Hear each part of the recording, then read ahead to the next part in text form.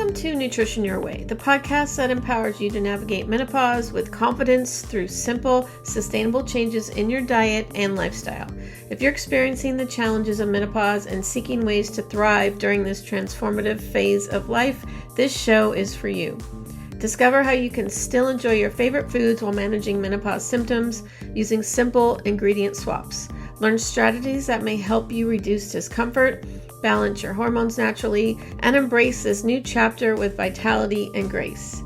Each episode provides practical tips and insights to make your menopausal journey smoother and more empowering, regardless of where you are in the process. I'm your host, Cindi, flexible nutrition and lifestyle transformation coach and menopause empowerment specialist. I'm here to guide you on your path to becoming a happier, healthier, and more empowered you during menopause and beyond, one simple change at a time. Hey everybody, welcome back to another episode of Nutrition Your Way. I wanted to talk to you today about something that might ruffle some feathers, but hear me out. New Year's resolutions and why they might be doing you more harm than good. Okay, I know this is airing on January 13th, so I know a lot of you have probably already set New Year's resolutions, but some people have already set them and given up. So this episode is for you. So you know the drill. December rolls around and suddenly everyone's planning their grand transformation. This is my year, we all say. January 1st, I'm becoming a whole new person. Sound familiar? Well, here's the cold, hard truth. About 80% of New Year's resolutions fail by February. That's right, most people can't even make it through the first month. But you know what? I don't blame them. The problem isn't the people, it's the whole concept of New Year's resolutions. Think about it.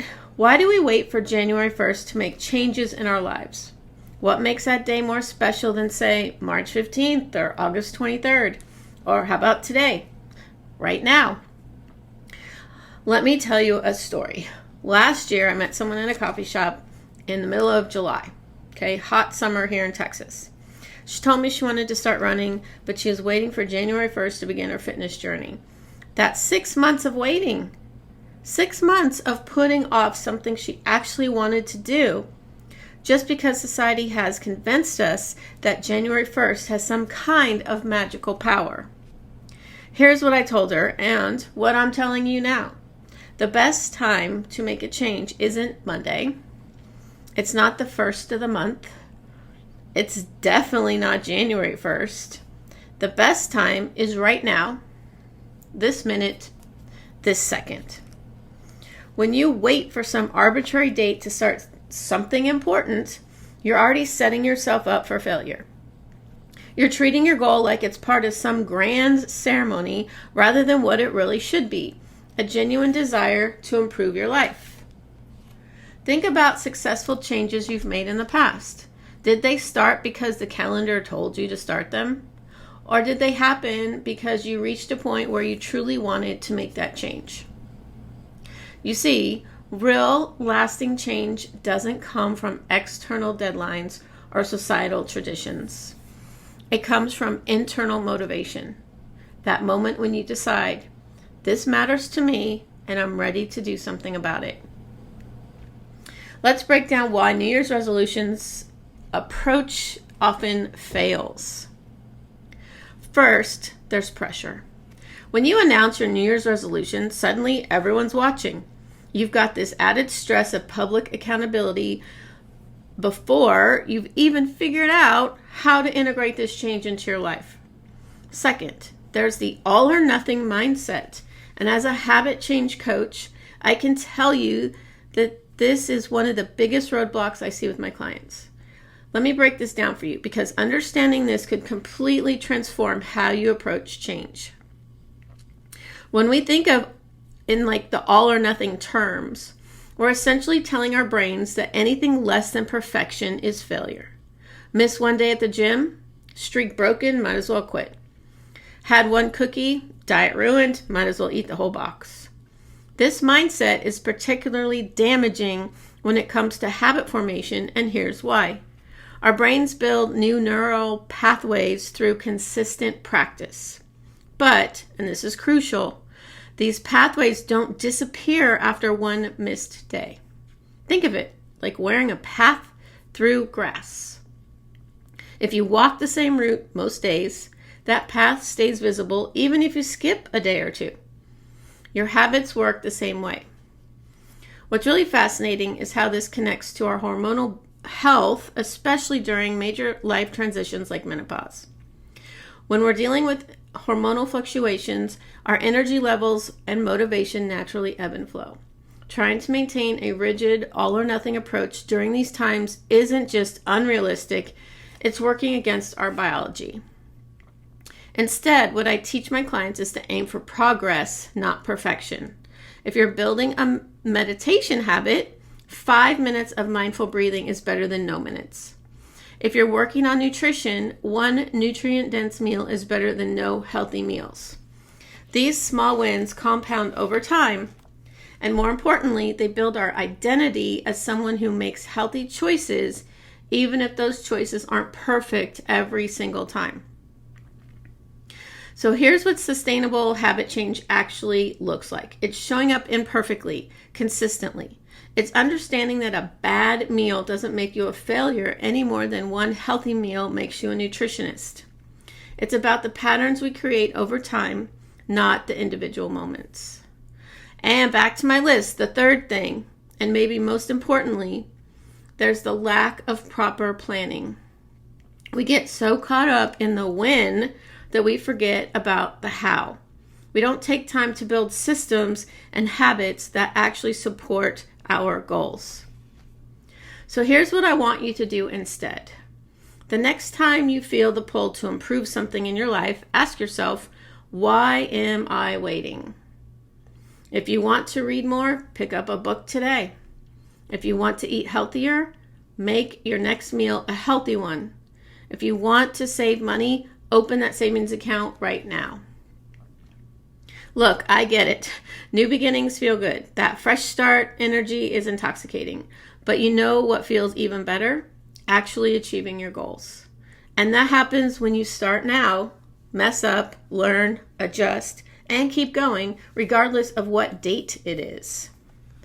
So before I leave you today, I want you to remember this. Every single moment is an opportunity for a fresh start. Every breath is a chance to begin again. Don't wait for January. Don't wait for Monday. Your life is happening right now. And hey, if you're listening to this in mid-January and you've already broken those New Year's resolutions, take a deep breath. You haven't failed. You haven't blown it for the whole year. That kind of all or nothing thinking is exactly what we need to move away from. Maybe you made it to the gym 3 times before missing a week. Maybe you stuck to your budget until that impulse purchase. Guess what? That's not failure. That's being human. Those days you did stick to your goals, they count. They matter. And you can start again right now, today, this minute. No need to wait for 2026. So if you're listening to this and you've been waiting to make a change, or if you're beating yourself up about already failing at your resolutions, this is your sign. Pause this podcast, go do that thing you've been putting off, take that first step, because the truth is there's no better moment than right now. So thank you for listening to another episode of Nutrition Your Way.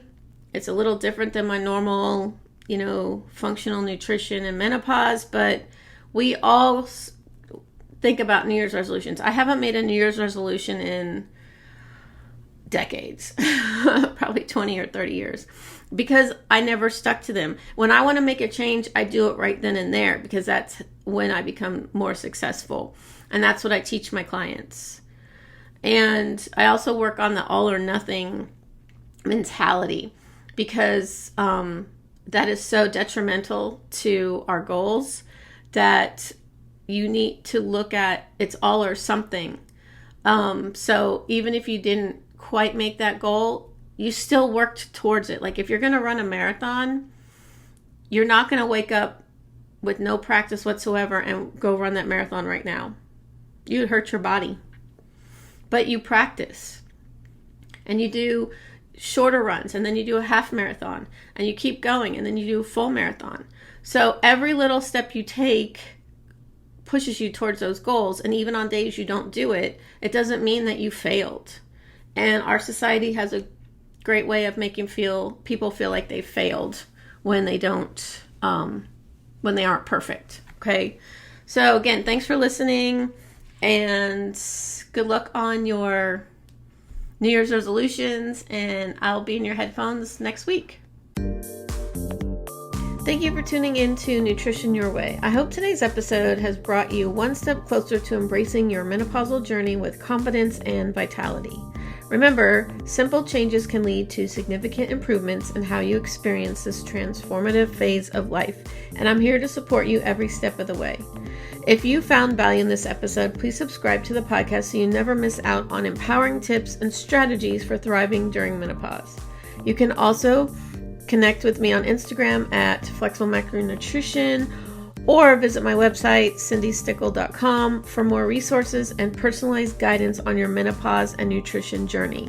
Until next time, keep making those small, sustainable changes, and know that a healthier, more vibrant you is within reach, no matter where you are in your menopause experience.